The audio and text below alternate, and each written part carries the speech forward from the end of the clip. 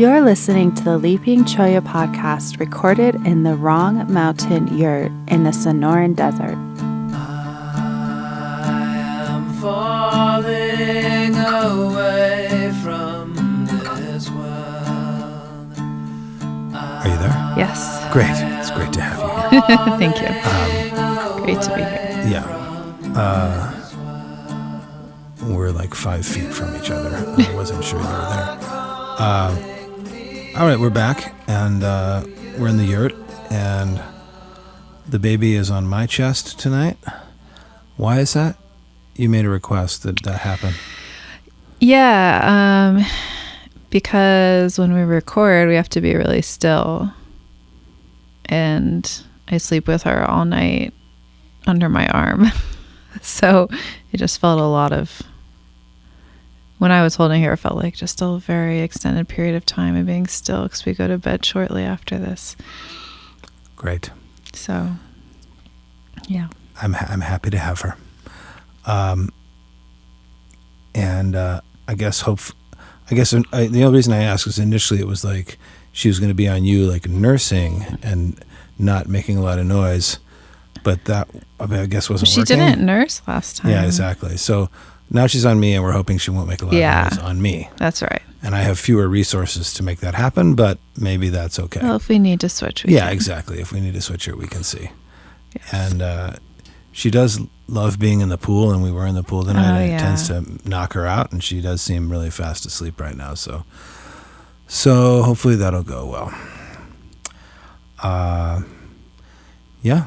Anything to say about what's been going on? I think we were going to talk about our friends who we had dinner with and their kind of feedback on the podcast, their question about it. Yeah. We had dinner with good friends, and they said, I think they only liked the small chat part of the podcast. They were like, they like it. It's like hanging out with you. And our other friend in New York said that. He's like, oh yeah, I feel like I'm hanging out in your bedroom with you. But then our friends here were like, but we don't really get the Heidegger, and we don't know why Heidegger. Like, what's with all that? And we kind of tune out when you start talking about Heidegger, which is 95% of it. One of them said, "Oh, I don't like philosophy because it gets me thinking about thinking." Is that right? Did they say that? Yes. Yeah. I thought She said that. She said, "I don't like thinking about thinking." Oh, I didn't. What do you remember that. them saying? I thought that she was saying that she thought that's like what Heidegger was talking about, was thinking about thinking. I don't know if she said that that's why she doesn't like it. Yeah, okay. But I don't know. Maybe I don't remember correctly. Yeah, maybe. I don't know. Yeah. I think we generally agree that there is an element of thinking about thinking. Yes. In Heidegger. There is definitely. I think I had responded with saying like that's part of why I like it. Yes. Yes, that's right. And like they had asked you to say in a sentence what Heidegger means. Why Heidegger? Yeah. Why Heidegger? What about Heidegger? What? Do you remember what I said? No. Jesus. Do you? God. Do I remember what I said? I think I said, well, yeah, in one sentence, I think I said, he inspires and educates us to view being in a more temporal and temporalizing way. And that switch in how we think about being offers a much richer experience with existence and thought and our relationship with ourselves. Yeah. I think that is what you said. Yeah. And then I think on our drive home, remember? Yeah. Do you remember what I said? You're talking about the telephone poles. Oh, yeah. Well, what about them? You were saying that you looked at them and you like saw their like history and their I guess I don't know, you were just talking very eloquently about yes. About the like the sort of potential and the I don't know, I guess in a way the beingness of just everyday things. Poles. Yeah. But I'm not really capturing that appropriately. Yeah. It was inspiring. I'm not. Oh, well, thank you. Yeah. I remember saying three things. And the first one was that it was a little bit of a repeat of what my elevator pitch to them about Heidegger, which was that the various ways he gets us to see things, meaning thoughts and objects and phenomena and events, everything really, as more temporally infused, as an ecstasis of past, present, and future, makes us see everything in a much more holistic, rich, parametric, chronologically fascinating. Like the present becomes just a richer place, and objects become more alive and not just tokens of a shallow present. That's one. This other one was that he's a phenomenologist, and he, for his whole career, dedicated himself to kind of only thinking about what was right there in front of him, and maybe more importantly, excluding the things that weren't in terms of his analysis and what he was talking about. And that provides, in my view, a kind of fuller. It's almost like a manifesting of the here now. Like we're constantly called to the here now by philosophies and religions and spiritualities, but the here now is kind of empty due to our limited concept of time and our limited attention to thinking about what is here now. And after you really dive into Heidegger, the here now gets fuller and richer, and you can actually go to it and be with it because it's something. Whereas before Heidegger, it's kind of just an empty concept. And thirdly, I kind of feel like I'm not sure if I was thinking before I started reading Heidegger, or at least after reading Heidegger, I started thinking differently. And the best way I could describe it is I think I was thinking around objects because I took their being as granted. And now I'm thinking through them because their being is in question. And that has just changed what it means to me to think. Wow. And thinking is a lot more gratifying and tangible and eye-opening and adventure-making since Heidegger. Those are my answers. Those are incredible. Yeah. Oh, well, thank you. All right. I feel like I have a lot of work to do to take it from reading it, like in the podcast, or I also read the book at night, to putting it in my everyday life. Because I like a lot of what you said in terms of how you just, it's actually changed how you think about things, which is, I think that's my goal as well, because I love how he thinks about things. I wish I could think about everything in this way. But for me, I have yet to really put it in my real world thinking. So that's a goal of mine. Well, identifying your problems is the first step. That's what everyone says. I don't know if it helps me though. I'm kidding. I would say two things to that. First of all, I think I've known you a long time, and I knew you before you ever met Heidegger, and I would say a lot of your native, natural thinking before Heidegger was very Heideggerian. So I think you're a good way there, and I think a lot of what you like about reading Heidegger is that you're seeing your patterns of thinking reflected in a richer description. And secondly, I agree with you. I think everyone is in that situation. I mean, I think in terms of integrating his thinking into how we think on a daily basis and how we think about the world, how we think in the world, how we think about ourselves is a big project. And he even says it's a huge project, you know? And I think, how does one do that? I think we've talked about that before. How does one change one's thinking? Right? Yeah. It's hard to figure out how to change one's thinking without first saying, well, what is thinking? Yeah. Right? And that's why you've recently bought the book. Yeah, I just bought What Is Called Thinking by Heidegger. Heidegger book It's called What very Is Called Thinking. different vibe. It's interesting. I've only Yeah. read the first few pages, but it has a completely different language almost. Maybe it has to do with the translator. Yeah. But this book, actually, when we read the other translation, had a very similar translation. So that's to say, but I think they're like lectures or something. So it has a different. I don't know much about it, but I think it's later than this. I think it's earlier. Oh, really? Yeah. Oh. Uh-oh. Yeah, we're getting a little baby noise here. Little baby noise in the mic. Let me see when What Is Called Thinking was published. Because I seem to remember that this book, they were like, the one we're reading now is like, you have to wait until everything else is published. Yeah. So, Is that right? What Is Called Thinking was published in 1952. Okay. Which means, I think, while this book that we're reading now was published after 1952. Yeah. That's only because I feel like this book was published much. But this book that we're reading now was written during World War II, I believe. Okay, we'll look it up.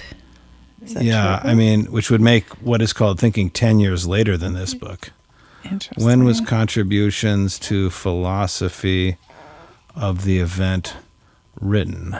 Oh, yeah, so it's 36 to 38. Oh, 36 to 38. So actually before. Super early. Yeah, so it's all, this book we're reading is almost 15 years before What Is Called Thinking. Okay. That's totally. Yeah, and he'd obviously lived through interesting. some heavy experiences between the two. It would change one's writing style, perhaps. Right. Living through World War II in Germany. So anyhow, Anyways, I'll read and report back. I really look forward to hearing what you think of What Is Called Thinking. Yeah, me too. And you bringing that kind of information here would be fantastic, because I don't know what is called thinking. I really don't know. Yeah. So you can teach us, right? Yes, I will. Okay, well, and it so happens that I think, well, we're on section 18 good of timing. Contributions to Philosophy of the Event, and the title of the section is The Powerlessness of Thinking, which is awesome. I didn't even know that, and here we are talking about thinking. How many times did those kind of synchronicities happen with this book? Really wild. Okay. So it is really wild. And it's page, I believe, 38.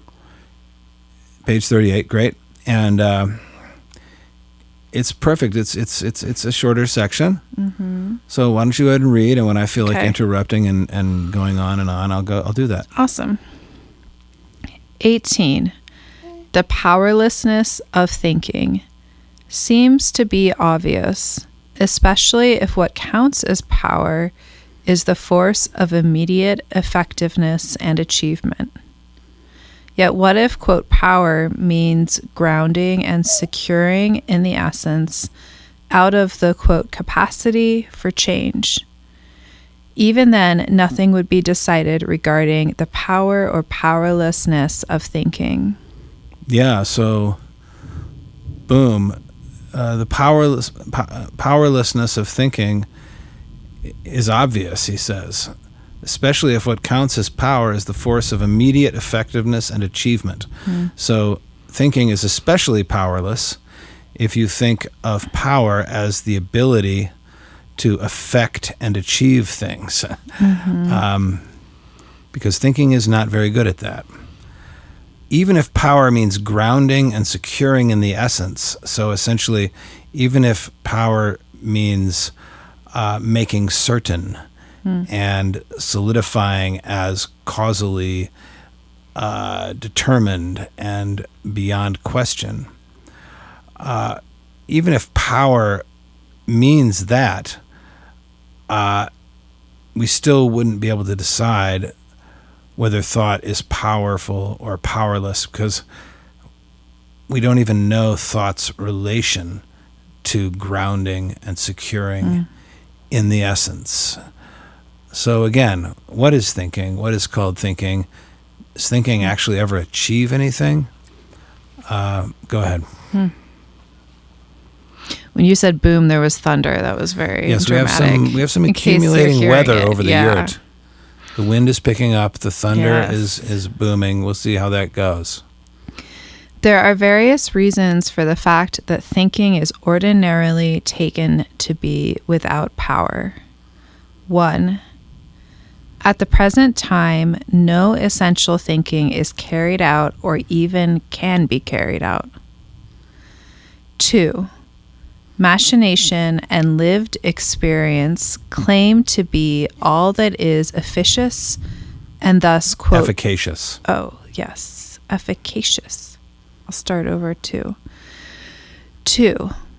Machination and lived experience claim to be all that is efficacious and thus, quote, powerful, and they leave no room for genuine power. 3. Even if an essential thinking did succeed, we would still lack the force to be open to its truth, because that requires a particular level of Dasein. 4. The increasing apathy toward the simplicity of essential meditation and the lack of perseverance in questioning have led to a disdaining of every proceeding and path that do not, with their very first step, produce, quote, results with which we can, quote, make and, quote, experience something. Okay. Yeah, let's go over each of those. Yeah, maybe. Huh? please. The rain is starting, and we do have a yurt roof, a cloth roof, so we might be getting some sprinkling sounds. But wow, the thunder's really picking up. Yeah, I saw lightning too. Oh, really? I think it'll be okay. Yeah. It feels roomy and intimate. Yes. So there are various reasons for the fact that thinking is ordinarily taken to be without power. Which by is the way- interesting, right off the... Yeah, go ahead. Is thinking really thought to be without power? Like, I didn't know it was ordinarily thought that way. Well, that's really telling, isn't it? Yeah. I mean, it's weird. He seems to be living in an epoch where thinking is obviously without power. Like, everybody knows thinking is without power. Huh. But here we are 100 years later, and we really think thinking has a lot of power, don't we? Like the power of thought. Think it and it will happen. Manifestation is babes. Right? Yes. All you need to do is think it. Yep. Like, we live in the age of like giving thought all the power. Yeah. So are you saying that you think that then it was different? Well, he says yeah. There are lots of reasons why thinking is ordinarily taken to be without power. Yeah, that's really right. Yeah. I mean, that's kind of telling. Totally. I mean, he even starts the paragraph. The powerlessness of thinking seems to be obvious. Yeah. Right? Yeah. It's definitely changed. Yeah, I mean, I feel like we live in an age where the power of thought is completely exaggerated, almost ridiculously. So he goes on in point 1. At the present time, no essential thinking is carried out or even can be carried out. So, thought is powerless because at the present time, I guess meaning at the time he's writing, there's no essential thinking that one can carry out. We hear the lightning and the thunder. I bet you could hear that thunder. Huh? I bet they could hear the thunder. Yeah, that's okay though. They can hear us. So no essential thinking. I'm not sure what he means by that, but he says that at the present time, no essential thinking can be carried out. Number 2, machination and lived experience claim to be all that is efficacious and thus powerful, and they leave no room for genuine power. That's a heavy sentence. Yeah.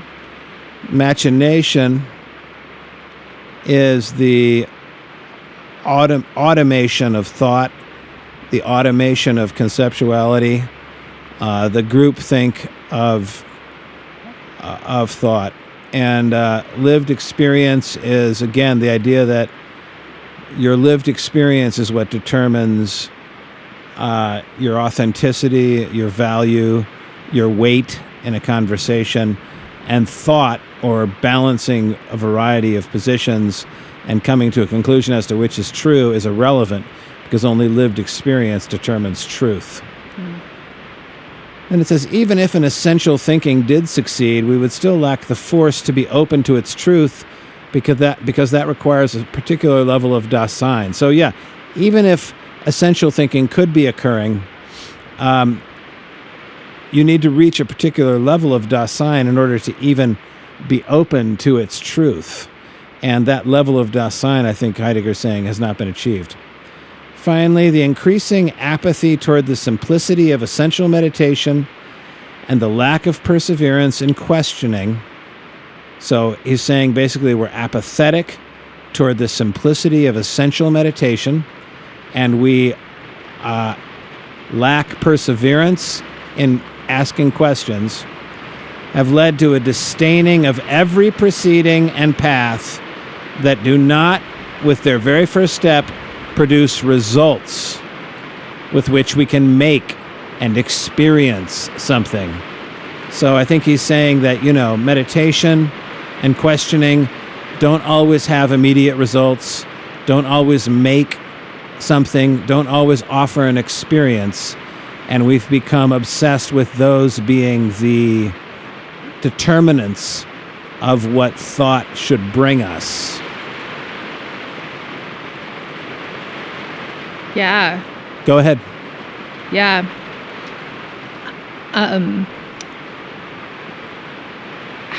So, sorry, I have a question. So then for 4, how does that relate to the powerlessness of thinking? Number 4? Is he saying that that's why thinking is powerless? Well, what he's saying is that due to the apathy toward essential meditation and due to a lack of perseverance in questioning, we disdain every proceeding and path that don't produce results or make something. Right. And essential thought, does not necessarily bring results or make something. So essential thought, or yes. Well, okay. And so then how? Well, so I think he's trying to make a distinction here between essential thinking, and probably just like running off at the mind. Running off at the mind? Yes. So you just said yes. Yeah. Right? Yeah. Like, I think what you just said this evening, which was that you're having a hard time integrating this stuff into your thinking. I think what you're kind of saying is that your mind continues to run, but you're not sure you're having essential thinking, because essential thinking has power to change the way you think and the way you do things. Yeah. Right? So essential thinking does have power. Yes. But ordinary thinking or running off at the mind, running as off I said, of the mind does not have power. Yeah. Yeah. Go ahead. Therefore, the charge of, quote, powerlessness is not so much an objection that applies to, quote, thinking, as it does to the detractors of thinking. That's what we just said. Yeah, I mean, or the detractors of thinking are those who say thinking is useless. Yeah. Go ahead. To be sure, the genuine power of thinking, as inventive thinking of the truth of being, tolerates no immediate determination and evaluation, especially since this power must transpose thinking into being and bring into play the whole strangeness of being. Accordingly, the power of thinking can never depend on its having objective results in beings. Yeah, so the genuine power of thinking, and here he gives a good definition of that, inventive thinking of the truth of Bang. So thinking that is inventive and considers the truth of Bang. This genuine power of thinking tolerates no immediate determination and evaluation. So you can't immediately determine or evaluate it. it's not like a product that you can test for fulfilling its promises, or as I've said at times, true thinkers cannot be psychologically tested. They have no character that is registerable on a psychological metric. So to be sure, the genuine power of thinking, you can't determine and evaluate it, especially because this power must transpose thinking into bang and bring into play the whole strangeness of bang. So because this power of thinking brings into play the whole strangeness of bang and transposes itself into bang, it cannot be determined and evaluated, because bang, when determined and evaluated and put on a scale, disappears. Accordingly, the power of thinking can never depend on its having objective results in beings. It's very important to remember. Mm-hmm. So, as you think about thinking, you think about changing your thinking. Mm-hmm. If you're looking to just have objective results in beings, meaning you're looking to change a thing from one thing to another thing, you're just juggling beings. You're just juggling beings. You're not bringing into play the whole strangeness of bang. That's okay. Yeah. Go ahead. Yeah. That its most hidden ground of Hold on, say it. What? I don't think you read that correctly. That's all I'm saying. Oh, thank you. Okay. That is the most hidden ground of the solitude of thoughtful questioning.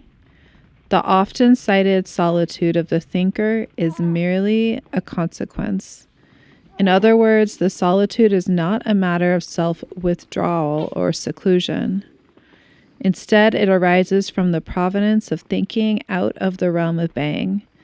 The quote impact or quote effect of a thinker will therefore never do away with this solitude, but will only increase it, provided it makes any sense here to speak of increase.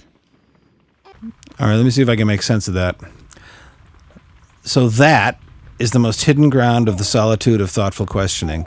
What I just said, that is the most hidden ground of the solitude of thoughtful questioning. So thoughtful questioning is done in solitude, right? Mm-hmm. And its most hidden ground is the fact that thinking's power never lies in having objective results. It only lies in the solitude of the questioning thinker. The often cited solitude of the thinker is merely a consequence. So that the thinkers are isolated is only a consequence or a symptom or an after effect of the fact that true thinking, powerful thinking, essential thinking takes place in solitude. It has no relationship to objective results in beings. It's not a public works project. Okay, it's not a public service announcement. In other words, the solitude is not a matter of self-withdrawal or seclusion. That's not what thinkers is not about them withdrawing or secluding. Instead, it arises from the provenance of thinking out of the realm of bang. So essential thinking, true thinking, arises out of the realm of bang. And that realm of bang is a realm of that is one that exists in solitude. The impact or effect of a thinker will therefore never do away with this solitude, but will only increase it, provided it makes any sense here to speak of increase. Right? Yeah. Yeah. Provided it makes any sense to talk about a growing power or a growing effectiveness or a growing impact. Like, how could you even register that impact? Mm-hmm. So what does this section say that thinking, essential thinking, is? And what is it not?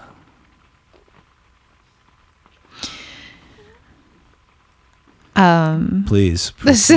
Wait, I don't. Do you have an answer? No, I don't have an answer. I don't. No, I'd like to hear if you. What I think. If you have is there a single? Do you have anything to say on that? Like, is there anything you can identify as?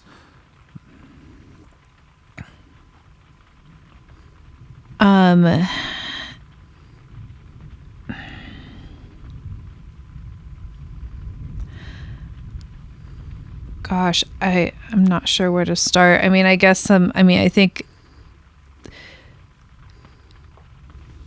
the objective results in beings is a very interesting phrase, because I think that, at least for me personally, I have a tendency to be looking for that with thinking. So to see if I can change how I think about something, or which to me is like an objective result, to go from saying, oh, I guess I like that, or to I don't like that, or whatever, to that's saying that, to that it's just saying something else, but in a way that's just an objective result in beings, right? So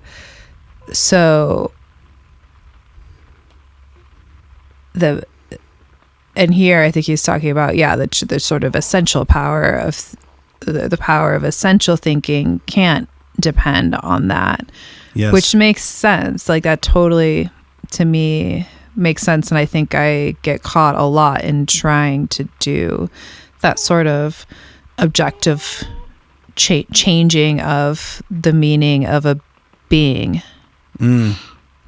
So, I'm reminded of, it's like,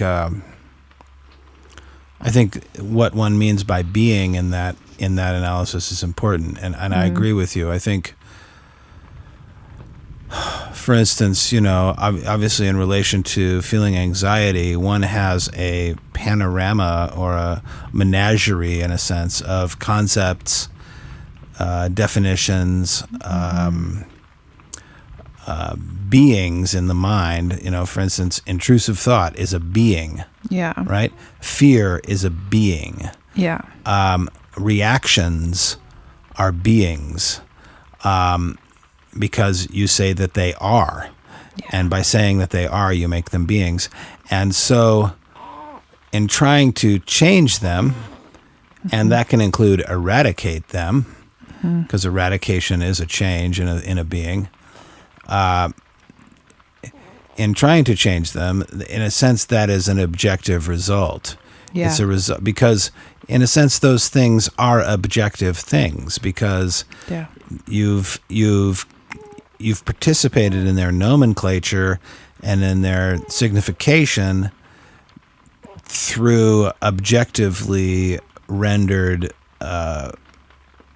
language. And they've become objectives. Yeah. They've become objects of being to you. Yeah. They kind of stand outside of you. They're like the objects in your room, and the room is your mind. Yeah. And trying to gauge thought's effectiveness by how well it moves things around your room or gets things out of your room is, I think Heidegger's saying, a sorry take on thought. Yeah. Yeah. That, or there's no power there. Exactly. You can't really do it, or there's no point to doing it. I was going to say, it's not efficacious. You can continue to do it, but obviously, and you can attest to this, it doesn't work. Yeah, it's agree. Not working. Yeah. So that's absolutely one of the things that he says, and that was what I asked you, is what does he say essential thinking is, and what is essential thinking not? Well, essential thinking is not so-called thinking in order to change the objects, to bring results out of the objects in your room.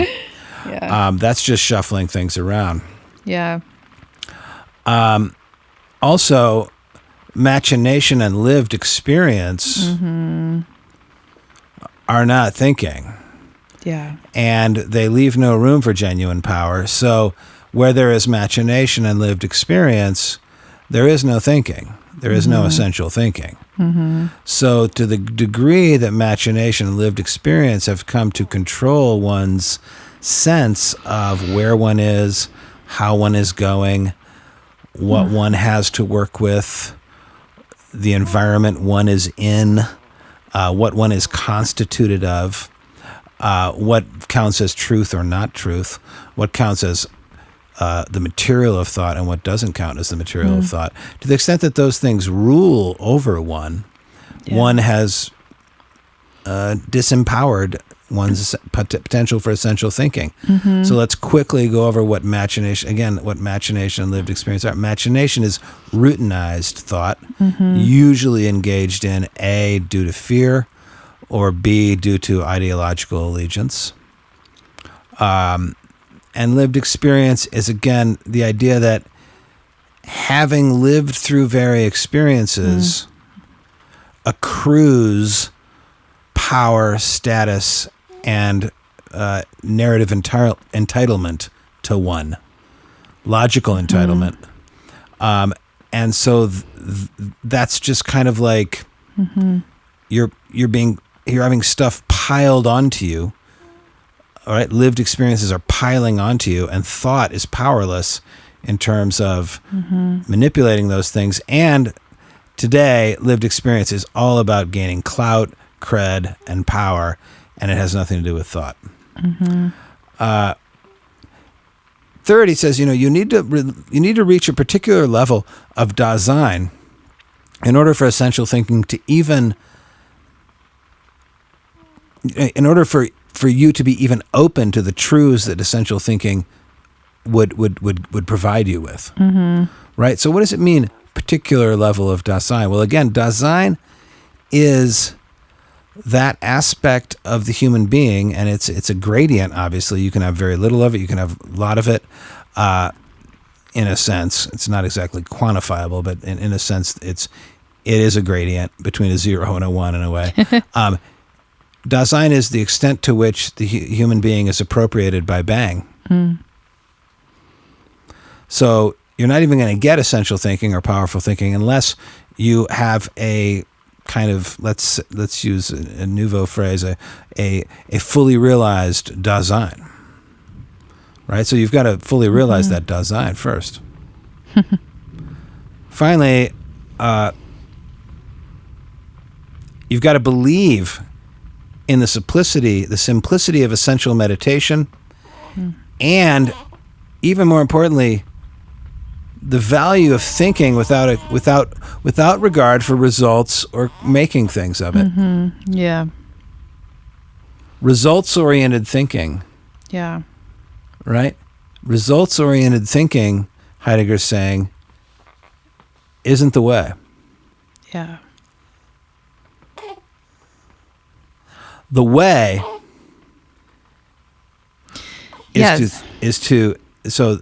so then what is the way, right? That's the next. Well, yeah, so what is the way? That's a good question. So we have a few little hints. Other than all the opposite of all the ways that are not the way. Right. So, but which we can I don't think we need to delineate because I think people can figure that out for themselves, but inventive thinking of the truth of Bang. So thinking needs to be inventive of the truth of Bang.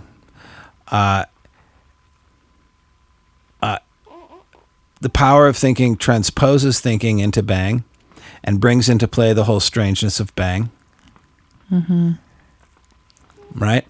The thinking is inherently conducted in solitude. Now, what does he mean by solitude? Go to your room and think. No, that's not what he means. What he means is think for yourself. Think in yourself.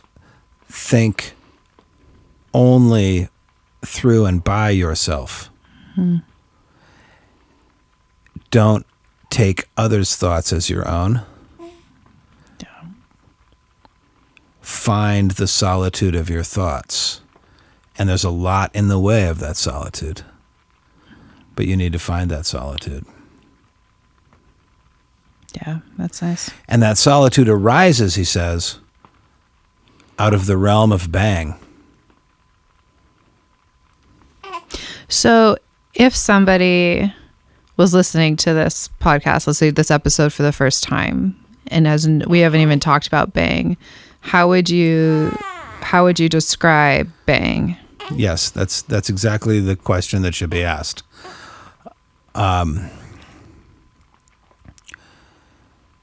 It's very hard to describe bang. Yeah. I'm going to start there. I mean, that's like the entire book is trying to describe bang, perhaps. And I shouldn't even say it's and it's not even hard. It's impossible. But I think that it's important, instead of defining bang and describing bang, I think we need to admit that as we try to figure out what bang is, what we're going to do, the characteristic of each of these moments of explanation of bang or soundings of bang, is that we're going to describe moments where we recognized it, we were appropriated by it, and we were brought into its strangeness. So I'll give one example. Well, first of all, I will say this. So bang is distinguished from being. So B-E-Y-N-G, which we pronounce bang, is distinguished from B-E-I-N-G. So, yeah, when I talked about the temporalization of existence, the temporalization of perception, the temporalization of objects, the ecstasies of time that Heidegger tries to point us to, I think it can be said that the difference between being and bang is that being is reified meaning in the service of and in the search of timelessness. And bang is the ecstasies of time. It's the undefinable, the unprogrammable, the incommensurable, often the unverbalizable, the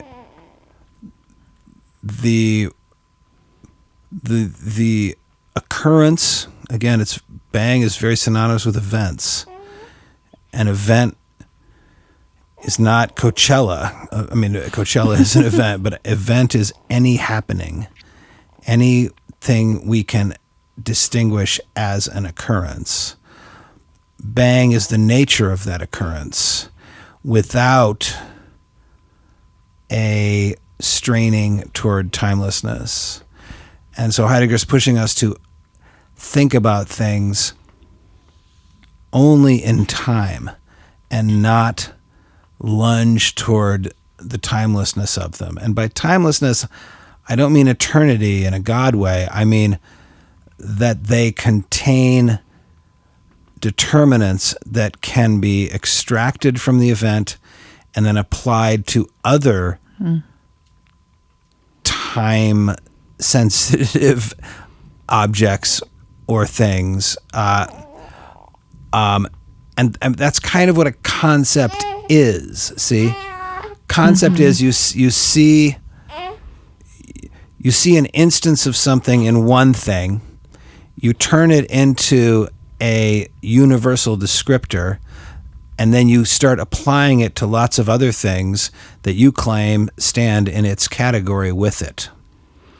Right? Yeah. It also reminds me of like certainty, like the search for certainty. Yes. Which has always been a word I've had trouble with. Go on. I'd love to hear more.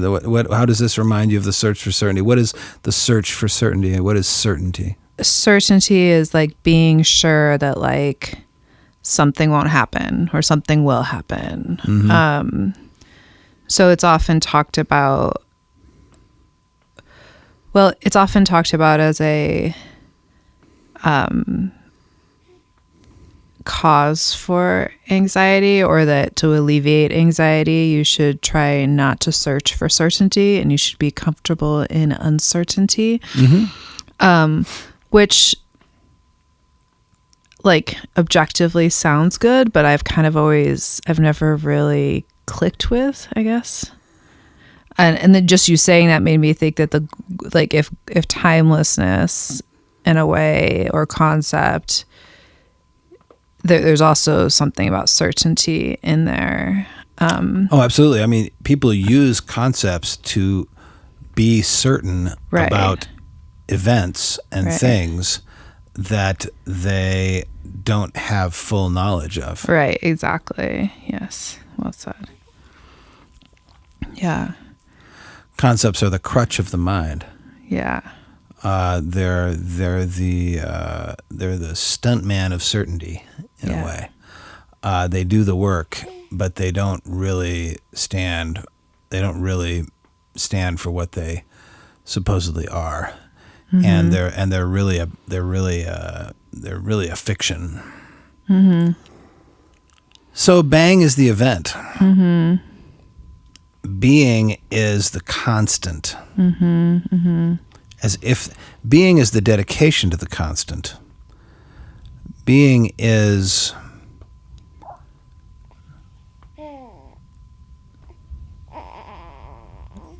what we wish to always be. And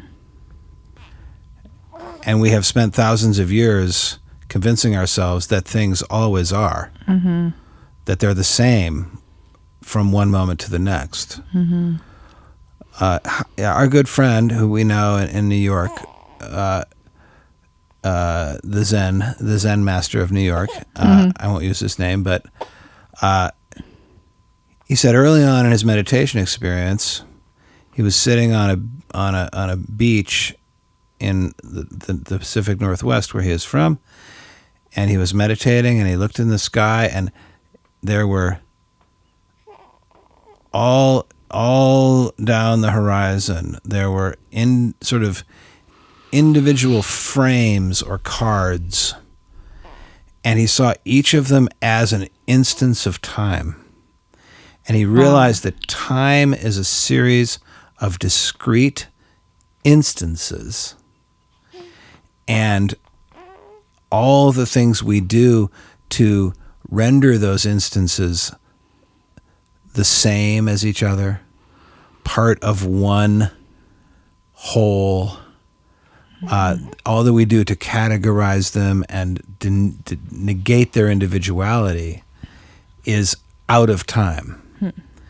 And time is actually a lot, it's a discrete set of events. So that's another difference between being and bang. But I will bring up one little bang thing. Our 20-month-old recently took to saying cool. Wait, I have a question before we go ahead. move. Is that okay? Yeah, sure. So then if time, so what does that give us if we see time as discrete events versus... It gives us an entirely new realm in which to think about what we are, where we are, what's in front of us, what we are and what we are not. Because we have been, since the first beginning, thinking not only about, but through and as being abandoned by being. Right. Being that doesn't have being. Being that is a fiction, being that is a concept, being that is a construct, being that is almost a wish fulfillment of the negation of the discrete instances and events that make up our life. We fuse things. Yeah. We create stories. We create forms. We create similitudes, because the world is obviously super overwhelming, right? I mean, there's a lot of instances. There's a lot of things happening, right? So we we band them together under words and concepts and structures to deal with them. The problem with that is, as convenient as it can be to kind of get on with our lives, we then become embroiled in a fictional universe that we take for real. Mm-hmm. And it's not just that getting rid of all that leaves us with this world where there isn't anything. It's actually, it gives us a whole new world in which to start thinking and relating with things. It's the world of bang. Mm-hmm. And it's the world of events. And that world has as much dynamism and information and relatability as the other world. Mm-hmm. But it's actually even more exciting because, at least Heidegger posits, it's real. Mm-hmm. Yeah. Should I tell my Yeah, story that's now? a good answer. Yes, the story now. Cool. So he started saying "cool" out of the blue. Cool. Like, it's hard. It's like we're like, let's go get in the pool. He'd be like, "Cool," or like, we'll see a tortoise in the yard. He'll be like, "Cool," or the chicken, the rooster will crow. He'll be like, "Cool." Like he started using it really well right away. Like whatever was cool was in fact cool. And he was like, "Cool." And the fascinating thing about that is he's obviously using the word because he's heard us use it, right? Yeah. But he wasn't using cool. It wasn't like every time a song by the Eagles came on, we would say cool. And sooner or later he's like, "Cool." You know what I mean? Yeah. We didn't give him a specific signifier, and we didn't point at something specific for him to use. He instinctively, pre-verbally, because we never defined that word, started extrapolating from one event to the next, That's true. and seeing their similarities without words, okay? Yeah. And without any guidance as to what cool means. Right. So think about this. But he can apply it to new situations completely accurately. Yeah, like the tortoise appearing in the yard is cool. Yeah. Just like the shirt I just put on him is cool. He's like, "Cool." Like I'll pull the shirt out of the drawer, I'll go, "This one?" He'll go, "Cool." So what do those two situations have in common?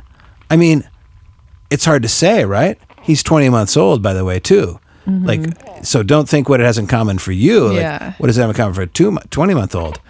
And I would say there's bang there. Like he was able to identify those two extremely different situations as both cool because he was in the strangeness of bang that was those events. Yeah. And he got it, and he was there, and they both called forth in his soul the urge to say cool. Yeah. So that's bang. Does that make sense? Yeah, totally. Totally. Yeah, it's like he see like the shirt, he sees and he like looks at it and he realizes it's cool. Like I mean it's hard not that the shirt is cool, like, oh, if I wear that shirt to school, the kids are going to think I'm cool. Right. Like, what did he really mean by that? Cool. I mean, I think if I could put it in words, it's kind of like he meant like, oh, I like that. Yeah. Or that feels good. And it's something. Or it's surprising. It's Or it makes sense. Or, right? Yeah. I mean, it's a whole cluster of meanings. Yeah. For him to say cool. Yeah. Because he's not saying the shirt is objectively cool. Right, right. It's like the tortoise comes crawling in the yard. He's like, cool. Yeah. So again, we try to figure out what he means, but we're using language and we're trying to think about beings, the tortoise and and we're thinking through beings, but he's in touch with bang. Yeah, he has such a pure connection there. So I think that's how he again. So I think that's a little about bang versus being. Right. Yeah. Yeah. I'd love to go back to you talking about certainty because I think there's something in anxiety about bang. Yeah. An anxiety about bang? Yeah, uncertainty and anxiety, like how being and bang relate to anxiety. Mm-hmm. So I think I'm curious in hearing being and bang in the context of anxiety and certainty.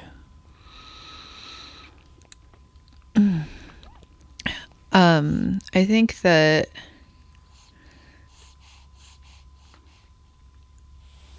it almost seems that, one could say that bang is uncertainty, but also I almost feel like maybe it's true certainty, and that if you're really connecting to true reality, which I think is the goal of thinking through bang and through the event, is to find this actual power in thinking and actual reality of reality.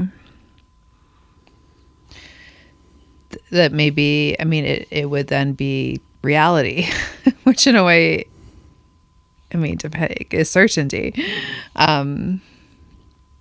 So I don't know. I've always, like I said, I've just kind of always had a little of a hard time with that word, because maybe just because I want certainty. so I want it, and I don't like the idea that you really can't have it. But it's just, it's really, yeah, it's one of the words that I haven't quite come to terms with, in terms of if actually it's an okay thing to want or not. Yeah, if it's really like if an important player in the anxiety alleviation game, yeah, I agree with that. I think you're spot on to question whether, let's say, for instance, the being bang axis is equivalent to the certainty uncertainty axis. Maybe. Yeah. I think that. What they talk about the give up the need for certainty. Yeah. Yeah, that's the idea, is that the search or the desire for certainty is what, it's not that it causes anxiety, but it's you have to be okay with uncertainty to let go of anxiety. Yeah, and that's just like the clusterfuts that like current psychology exists in, because what they're saying is that, like,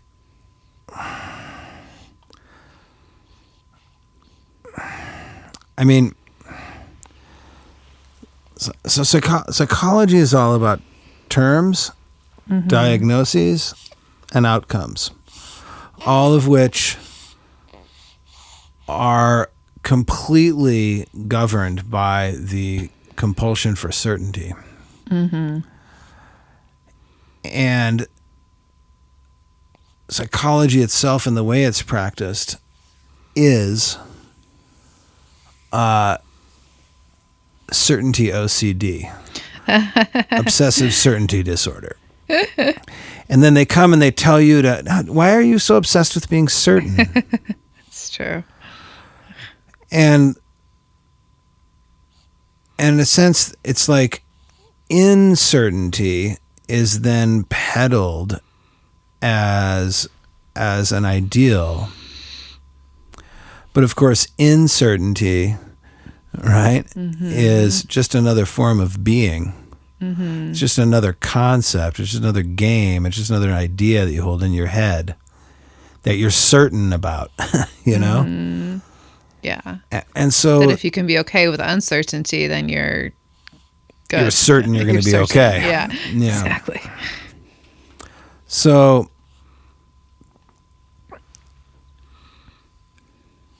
I would say that's why the being bang axis is actually a little more exciting than the certain and certain axis, because I think the certain and certain axis in the people it's coming from, the detractors of thinking, as Heidegger calls them, is a little disingenuous and hypocritical. And the certainty that we supposedly have in being is actually completely uncertain. And the uncertainty that we assume bang represents or would create is actually total certainty. Because I think as Heidegger might say, for instance, the only thing we can be certain of is that we have been appropriated by an event. Yeah, well said. And all other forms of certainty are a ruse, and are false certainty. Because think of all the false certainties we have, right? So you know, what I want to say, I think in the realm of anxiety, leaning into the uncertain almost smells a little like you should just be more anxious, because then you can pay us more to like cure your anxiety. I mean, I would say, secondly, I would say like the drive for certainty, I don't know if that's something it's really super hopeful to be trying to convince humans to give up.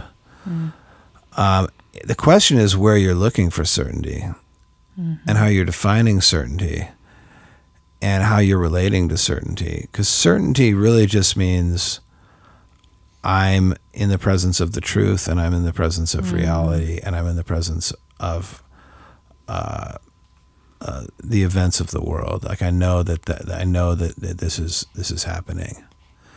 And if I look at the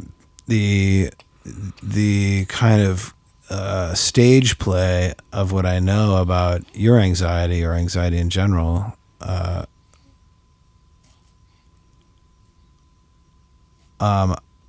would kind of say that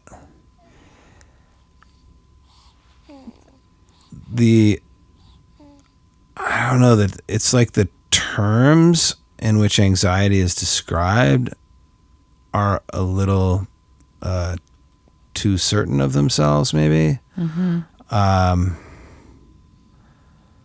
I don't know. Yeah.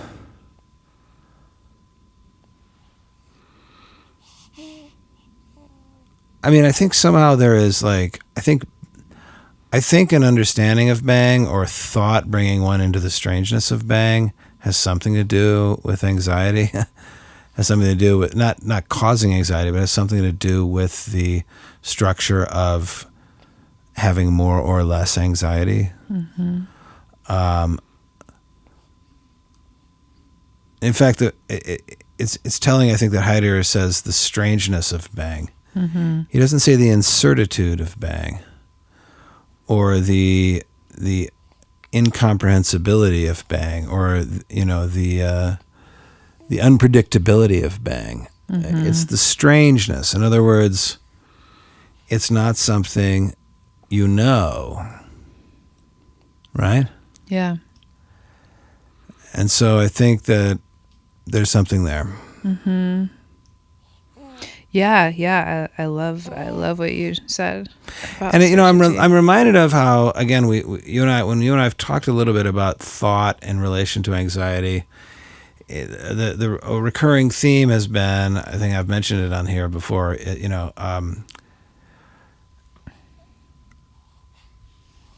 putting a huge amount of faith in thinking and thinking's power to alleviate anxiety. Yeah.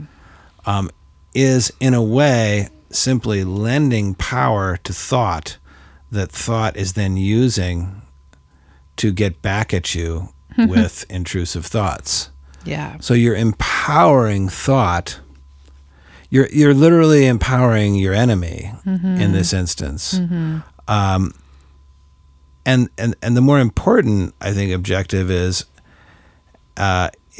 to participate in essential thinking. Whatever that is, it's hard to say. Yeah. But it's thinking that, well, transposes into bang and invites the strangeness of bang. And it leaves machination behind. It leaves lived experience behind. It leaves the need for results behind. Leaves the need to make things behind.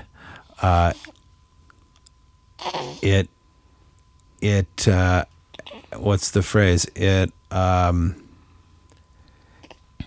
is not,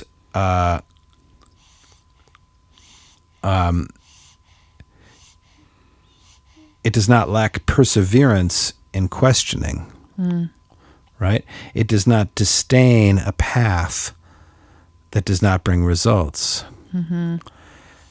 That's really telling, I think, because if you're focused on getting results, if you're focused on thought as a process of getting results in your war on anxiety, right? Yeah. Then you're focused on empowering thought as a result-oriented practice. But the catch-22 there is that by empowering thinking in that way, you're empowering your intrusive thoughts as well. Yeah. Because they're part of the same power system. Yeah. So you've got to just get out of the whole loop in general. Yeah. And that's where I would go finally with bang versus being. I would say being is inessential thinking, or at least it's the material that makes up inessential thinking. Or thinking that thinks it has the power. Bang is what I've said to you before. It's the umpteen trillion instances that make up the events, that are the events that make up your biological history, that determine and have determined and will continue to determine who you are, what you are, and what you're going to do. And you're just, and you don't trust that part of yourself. You believe in the power of thinking, and you don't quite know how to identify or lay yourself in the lap of or accept that you are pretty much entirely that universe of bang that is you. And so when you say, I'm scared I'm going to do X, and I'm anxious about it because I'm thinking about it, and my thinking might run away with the spoon, right? Yeah. You're forgetting who's in charge. So, And I always call it your biological imperative, right. your survival instinct, your body, your drive to live, your cells. There's a lot of words for it, but it is where the decisionary power lies in your being. You see? Yeah. So It's in the I have bang. a question. It's in the bang of you. Go ahead. Because I was thinking about that in terms of this idea of timelessness. Because what you just said does to me actually imply a bit of timelessness. This idea that of the biological imperative that there is something that was the same before and it continues to be the same. So how is that not? So there's this thing in AI learning that I as you know, I'm reading a lot about that right now, and in neural networks in general, in synaptic formation, and they compare it to trails in the woods. As certain synapses are fired again and again, and then they trigger other synapses to fire, these neural pathways are formed. And that's how you start to develop sort of standard ways of thinking and shortcuts to decisions and choices and actions that seem to be reflexes, but they're not. They're just neural pathways. And so, what's your question? Oh, timelessness. So How is the biological imperative not timelessness? okay, How so like does I it fall on the said, side if you of think bang? of your body as a unified space composed of trillions and trillions of events, right? Mm-hmm. They're definitely coalescing and working in cooperation, I would say. Mm-hmm. Okay? That's why I brought up the neural pathway. I would not say that that's necessarily an ascription of timelessness. That's an ascription of there's a pattern there. Mm-hmm. There's consistency over. There's a localization of energy over time. Mm-hmm. But we don't want to think of those things we don't want to think of that whole thing as timeless, because everything that's happening and happened in it took place in time. Mm-hmm. And it's timefulness that renders it actually powerful and trustworthy. Mm. It's a long sequence of time-space moments working together to be you. Mm-hmm. And it's not timeless. Right. It's going to go away sooner or later, right? Yeah. And it has nothing to do with timelessness. It's actually just time working the bang of you. Mm-hmm. It would become timeless if you were to start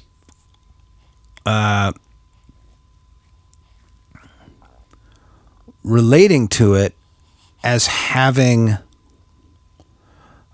qualities other than its timeful existence.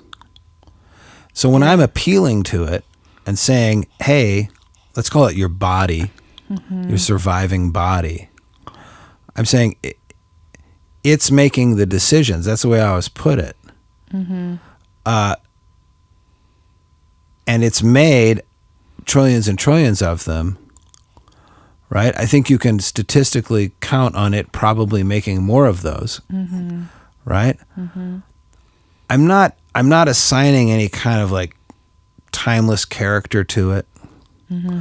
I'm not trying to relate to it or call it forth to you. I'm not saying to you, turn it into a being that you have a conversation with, or that you can count on, or that you put your faith in. It's not really that. It's more just like, that's the fact. Yeah. And stop trying to think that's not the fact. That's the thing. Yeah. It's what the thing is. And it's what you are. Mm-hmm. You are the strangeness of the bang of you. Yeah. Yeah.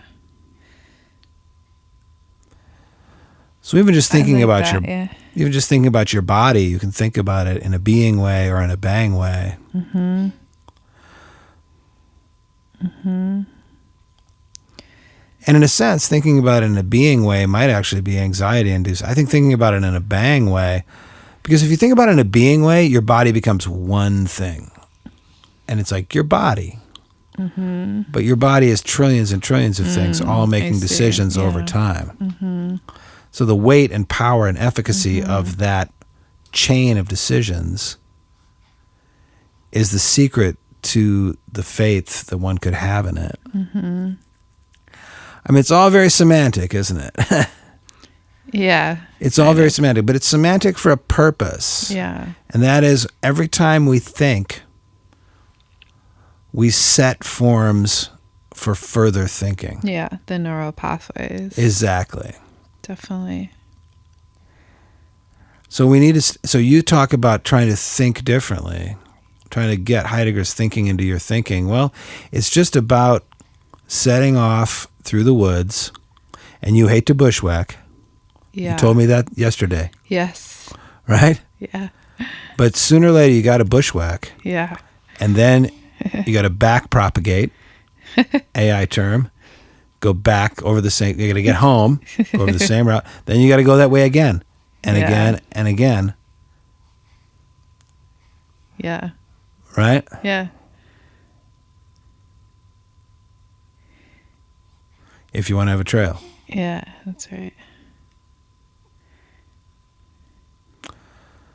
All right, well, let's lay it out. Yeah. It's all about thinking tonight. That was cool. It's cool. I saw the title of this and I was excited for it. Yeah. But I had skimmed it, honestly, last time. And I was like, I don't get this at all. So we definitely. That's what we're here to do. We're here to unlock. Yes. We're here to discover the bang of Heidegger. Yes. Well, read What is Called Thinking closely and let us know what it's about. I will. And let us know what is called thinking. And I also look forward. I just want to say, out of the solitude of my thinking, in the publicness of the yurt, that, if I have any faith, it's that there's something in all of this that holds the secret to anxiety. Yeah. I think you feel that. Yeah. You smell it. You feel it. You have an instinct for it. And that's the same thing that our son is doing when he says cool. Okay? You see what I'm saying? He's sensing something in an experience and in an event that he's then putting a word to. And I'm sensing something in all this that I want to put the word cure to. Yeah. He says cool, I say cure. I can't quite describe why I think it's so, but I just feel it. Yeah. So I look forward to hearing if I'm right or wrong. Yeah. Yeah. Good night. Good night. Good night. Thanks for joining us for the Leaping Choya podcast. For more information, visit leapingchoya.com and be sure and follow us on socials. Until next time.